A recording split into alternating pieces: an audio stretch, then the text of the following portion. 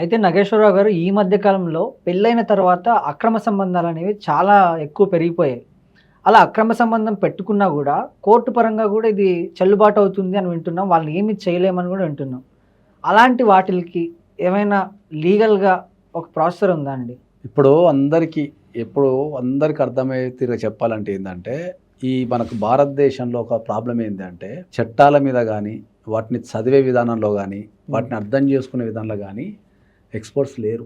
General public అయినా, చాలామంది advocates అయినా ఎక్స్పర్ట్స్ లేరు. సో, ఈ భారతదేశంలో ఉన్న ప్రతి ఒక్కరికి ఏం అలవాటైపోయింది అంటే ఏందంటే, అక్రమ సంబంధాలు అనేటివి తప్పు కాదు. ఓకే, సుప్రీంకోర్టు ఒప్పుకుంది. నేను ఎవరితోనే తిరుగుతా, నన్ను ఎవరేం బిక్తారు అనే కాన్సెప్ట్ అనేది బాగా నరాలు ఎక్కించేసుకున్నారు భారతదేశ ప్రజలంతా. సో నేను ఏం చెప్తా అంటే ఏంటంటే, సుప్రీంకోర్టు ఎప్పుడు కూడా అక్రమ సంబంధాలన్నీ సక్రమమైనవి అని ఎప్పుడు చెప్పలా. మన జనాలు అట్లా తీసుకున్నారు, వాళ్ళకి నచ్చిన వాళ్ళు తీసేసుకున్నారు. ఓకే, వాళ్ళు నచ్చింది తీసేసుకొని అక్రమ సంబంధాలన్నీ మొత్తం పెట్టుకోవచ్చు, ఎవరితో తిరగచ్చు, మా మీద కేసులు వేసి ఎవరు ఇంటికి బీకలేడు అనేది ఒకటి పెట్టుకొని తిరుగుతున్నారు వీళ్ళు. This the point.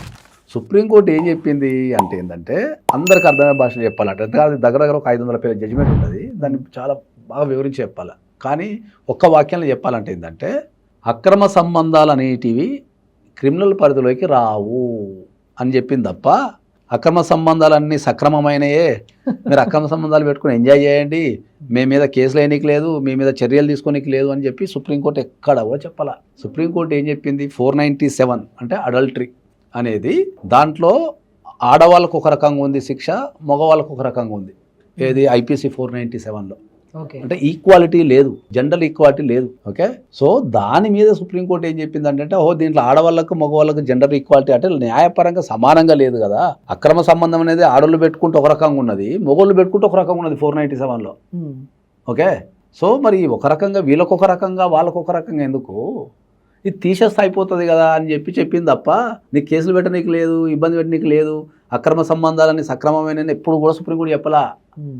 కేసులు పెట్టనీకి లేదు, అండర్ క్రిమినల్ కేసులు పెట్టనీకి లేదు అని చెప్పింది అంతే. దాన్ని మనోళ్ళు ఏం చేసిండ్రు, ఇక పోలీస్ స్టేషన్లో కేసు లేదు కదా, ఇక మేము పెట్టుకోవచ్చు అని చెప్పి వీళ్ళే మొత్తం ఎవరికి వాడు చెప్పేసుకుని తిరుగుతున్నారు.